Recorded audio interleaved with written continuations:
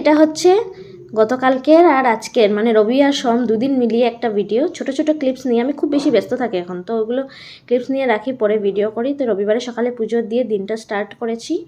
তারপর এখানে এই যে কী কী রান্না হয়েছে দেখিয়ে দিচ্ছি। একদম শর্টকাট রান্নাবান্না হয়েছিল, বেশি কিছু রান্না হয়নি রবিবারে।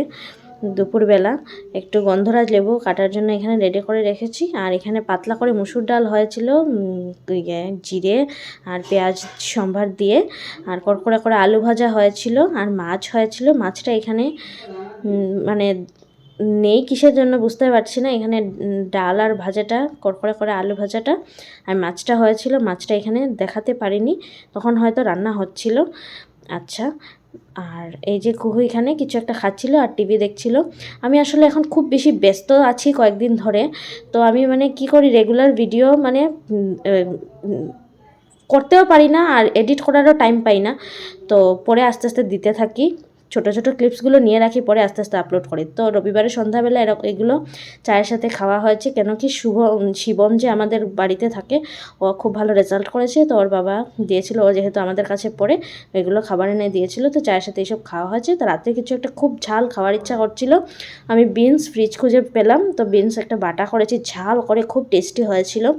তারপর সোমবারে সকালবেলা এই যে দেখো, কুকুর একটু শরীরটা খারাপ করেছে, তো একটু বমি করে বিছানা ভরে গেছিলো, সব কিছু ধোয়াধুয়ি করে এই যে এনে রেখেছি, এগুলো শুকিয়ে পরিষ্কার করে। তারপর কী কী রান্না হয়েছে সোমবারে দুপুরবেলা, এই যে একটু ডাঁটা শাক হয়েছে এখানে, একটু আর কি হয়েছে দেখিয়ে দিচ্ছি। এখানে এই যে বিনস বাটাটা অল্প ছিল, এটাও খাওয়া হয়েছে।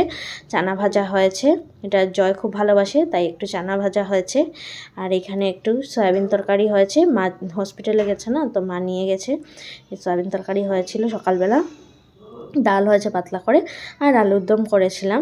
এই যে খুব টেস্টি হয়েছে আলুর দমটা। বাস এরকমই ছোট ছোট ক্লিপস নিয়ে দুদিনের একটা ভিডিও। কেমন লাগলো অবশ্যই জানাবে, ভালো লাগলে লাইক করবে, কমেন্টস করবে, অনেক অনেক শেয়ার করবে, সাবস্ক্রাইব করবে, ফলো করে পাশে থাকবে। আজকে আসছি, টাটা।